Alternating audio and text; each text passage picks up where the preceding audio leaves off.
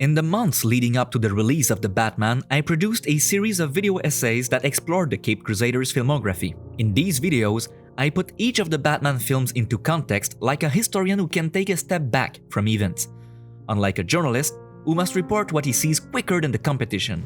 You know what my husband said about the news. He called it the first rough draft of history.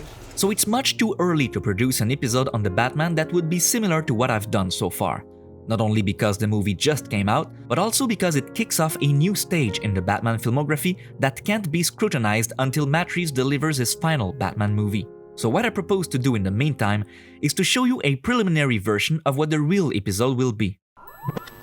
Welcome to Frank Movie Talks, I'm Frank, and today I'm going to explore the Batman. And beware, there will be many spoilers. Throughout the series, I've mentioned that my Batman is the one from Tim Burton's duology and the animated series. To me, Batman is a not-quite-sane detective who lives in a universe that is gothic, inspired by film noir and horror films. His enemies are urban criminals who suffer from mental illnesses and whose personalities mirror aspects of Batman himself. After Tim Burton's duology, different creators transformed Batman in his universe to create works that reflected their own interests and their own sensibilities. New fans have thus discovered Batmans very different from the one to which I had been introduced. If I liked some of these films, the fact remains that the character that I had loved and continued to discover over the comics was completely absent from the big screen for many years. And that's what seems to have influenced Matt Reeves in many of his decisions, because his film is a response to the Batman films that have been produced in recent years, in addition to being a response to what American cinema at large has become. Listening to the multiple interviews with Matt Reeves and the film's cast, you hear a lot about Tim Burton's duology and even the Batman from the 1960s, and it's striking to see how absent are the more recent Batman movies in their speeches. I don't think this reflects an aversion to Nolan's or Snyder's films, but it does reveal how Matt Reeves and his team have chosen to take a different and sometimes completely opposite direction from that of these two filmmakers. Throughout these interviews, we've often been told that the Batman will draw inspiration from Year One, The Long Halloween, and Ego. As in Year One, Batman is clumsy, Alfred is hardly present, Gordon is practically the only policeman in Gotham who is not corrupt, and there is mention of the Joker at the end. Somebody's threatened to poison the Gotham reservoir. Calls himself the Joker. As in The Long Halloween, Batman investigates a series of murders that will end the reign of ordinary mobsters like Falcone or Maroni and replace them with the Freaks, while completely erasing the character of Harvey Dent, who was at the heart of this story. At times, it's its sequel, Dark Victory, that the film draws inspiration from. As for Ego, what it provided for the film was a deep understanding of the psychology of Bruce Wayne.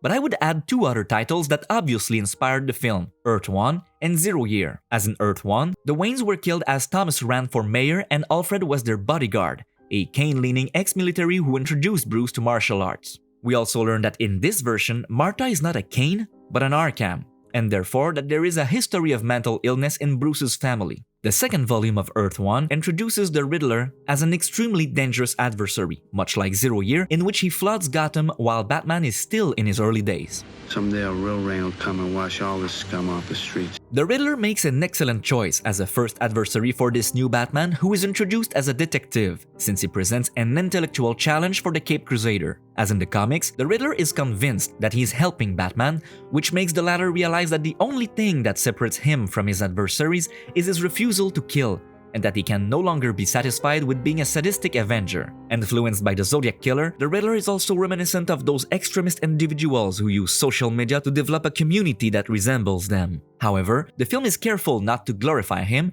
and it seems that this is the approach Matt Reeves will take for every opponent of Batman, since even his proto-Joker is not particularly remarkable. Through the character of Catwoman, Matt Reeves has the opportunity to address themes such as white privilege, patriarchy, and the male gaze, which displeases people who do not want these themes in their superhero films, while forgetting that these have always been present in the original works and other movies. You have Catwoman say stuff about white privileged elites, and she makes a suggestion that Bruce Wayne as a child, when his parents were killed, he doesn't really have a right to be super upset about that because, of course, he was very, very rich. That doesn't, kind of rings hollow. Now, a lot of these lines seem like throwaways for film lefty Twitter. In addition to the Riddler, Catwoman, and the Joker, the film also features the Penguin, who I've come to know through the comics as an ambitious, cowardly, and opportunistic gangster. So this is the first time we've seen the four main villains of the 1960s series in the same film since the one from 1966. an incarnation of Batman that Matt Reeves appreciates a lot and to which he sometimes pays homage during the film. Regarding the investigation at the heart of the film, although it's very well put together, the conspiracy it reveals and which frightens the DA to the point that he would rather die than tell the truth is ultimately very inconsequential and has the effect of a wet firecracker. Even though Bruce learns that his father wasn't as righteous as he believed, a little discussion with Alfred restores the status quo, and no revelation impacts the narrative, be it the abandonment of Project Renewal, Bruce's family history of mental illness, or the Riddler's childhood in the Wayne's orphanage. That's why, even though Matt Reeves claims that he didn't write his movie to need a sequel, it's awfully odd that all of these issues actually represent great opportunities to introduce the Court of Owls in the next movie. Indeed, given the state of the city at the end, and since Bruce must want to clear his father's name, it wouldn't be surprising to see him emerge from his emo phase and develop his billionaire playboy persona to revive the Renewal Project, an initiative that the Court of Owls would not like, and neither did they like in the days of Thomas Wayne, whom they consequently bullied into abandoning his project. Bruce would then be the victim of the same bullying,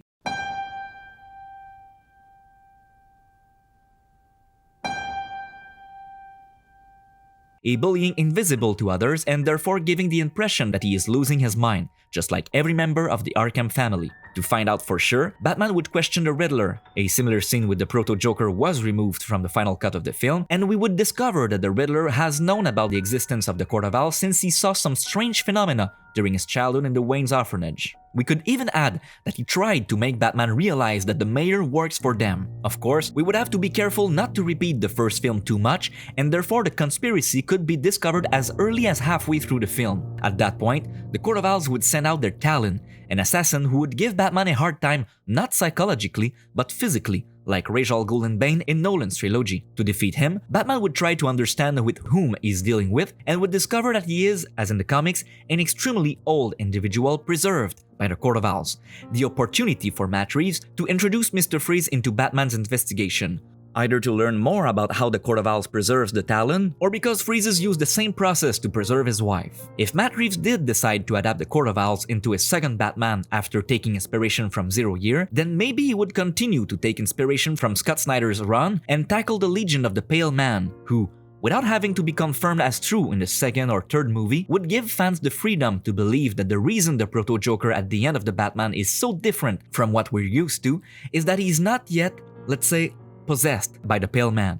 Either way, while interrogating the Riddler in Arkham, Batman might find out that the Joker has escaped. For the moment, from the little we have seen, this Joker does not seem capable of being the main antagonist of a possible sequel, and that is perfect. In the comics, the Joker is not always the main villain of each story. Like the Joker card in several games, its appearances are sporadic and offer some anomaly in the rules. When the Joker appears, he upsets everyone's plans, both those of Batman and the adversary he's facing. So no matter which adversary Matt Reeves decides to adapt in his next movie, the Joker would come and wreak havoc on storylines that don't directly concern him. Think of his involvement in Arkham City, No Man's Land, or The Long Halloween. When asked if other DC characters like Superman could appear in his Batman universe, Matt Reeves explained one of the biggest problems with shared universes. I mean, if suddenly in the Batman world, you discovered that there was an alien that was Superman, there'd be a lot of shock. Batman cannot be properly portrayed as a realistic detective if every time he faces a difficult case to solve, he has to consider the possibility that the crime was committed by an alien or some fantastical creature, and is living in a world where thousands of metahumans can see through his mask, guess the location of the Batcave and teleport inside, destroy the Batmobile with their minds, or wipe out half the planet with the snap of their fingers. I discovered cinema through the American blockbusters of the 80s. Indiana Jones, RoboCop, and Back to the Future are still among my favorite films, even if over time I discovered that their omnipresence in the industry had murdered the subversive cinema of the 70s, which I consider to be the best decade of American cinema. While blockbusters today are out of control, repetitive, and bland, it now seems clear that the escalation of short-lived spectacles could only lead to such caricatures. And so it's particularly refreshing to see Todd Phillips pay homage to films like Taxi Driver and Matt Reeves to political thrillers and film noir. In my episode on Justice League, I mentioned that you don't see superheroes saving people in current movies anymore. We see them fight against powerful beings, we see them commit acts that put the whole world in danger, and very little is said about the consequences of these acts on ordinary people. In short, I explained that the superheroes of DC and Marvel films have completely lost their primary vocation. It's no wonder then that Matt Reeves decided to address this problem in his film by showing Batman realizing that he must devote himself to a greater ideal than revenge if he wants to save his city. Through his film, Matt Reeves showed that Batman could become a superhero again and that blockbusters could become auteur movies again. Since the film has just been released and it's inevitably compared to Nolan's trilogy, I take this opportunity to give my personal opinion. For me, this is one of the best Batman films, which, without succeeding in surpassing the Burtons, greatly surpasses those of Nolan, if only thanks to a more accurate understanding of the Batman universe and a much less contradictory script. Pattinson delivers a mesmerizing performance. When he walks into a room, he exudes a palpable aura and commands respect as only Keaton and Conroy had managed to do in the role, while playing a young Batman who doesn't quite seem comfortable wearing that weird costume in front of people watching him yet. Even if Batman Begins takes great care to explain to us through its dialogues that Batman is scary, Nolan is unable to demonstrate it cinematographically. We don't feel anything when Bale's Batman appears, and the changes made to his costume in The Dark Knight only make things worse. I'm not wearing hockey pads. I don't think Pattinson is any more emo than Bale or Affleck, who played their Bruce Wayne continually sad. I rather believe that this comment comes from the fact that we see him wearing black makeup around his eyes and that he has not yet developed his billionaire playboy persona. It's important to understand that just like Superman, Batman doesn't have two, but three identities. There's Batman, there's the Bruce Wayne that he shows only to those closest to him, and there's the fake Bruce Wayne. As of now, Matt Reeves and Robert Pattinson have yet to show us the fake Bruce Wayne. On the other hand, without him being as sadistic as Keaton, I was finally able to see a Batman who even looks at criminals in an intimidating way. Like other actors before him, Pattinson received a lot of negativity from those who didn't see him in the role. They first criticized his age, then his height, and will no doubt find many other things to say which only shows their ignorance of his career and his talent. Of course, one cannot speak of Pattinson's performance without saluting all the cast. The movie even managed to make me like the Batmobile. Indeed, it is very little present in the comics, and I have always found that its inclusion in the film is a way for Hollywood to impose a car chase in every script. That being said, it's a small price to pay to see Batman on the big screen, and I love seeing how each filmmaker decides to make their Batmobile stand out. Matt Reeves revealed that he took inspiration from Christine to make his more terrifying, and for me it works. I don't want to be chased by this Batmobile, and I'm glad I didn't see it jump on rooftops and run over police cars like in Batman Begins or All-Star Batman and Robin from Frank Miller.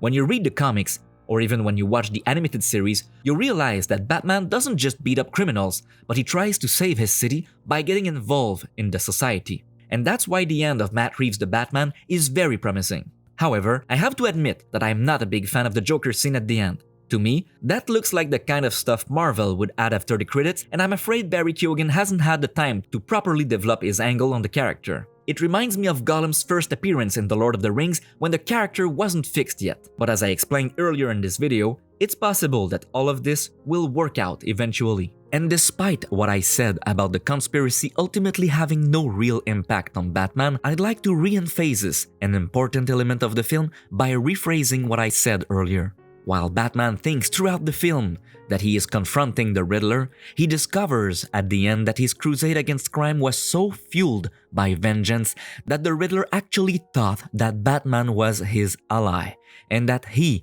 and Batman were similar. A revelation that shocks Batman, forces him to evolve, but should also shock people who believe that Batman should kill and that it wouldn't be a problem in the Batman universe. As I am recording the narration for this episode, Frank Movie Talks has just passed the 500 subscribers mark, so thank you for supporting the channel.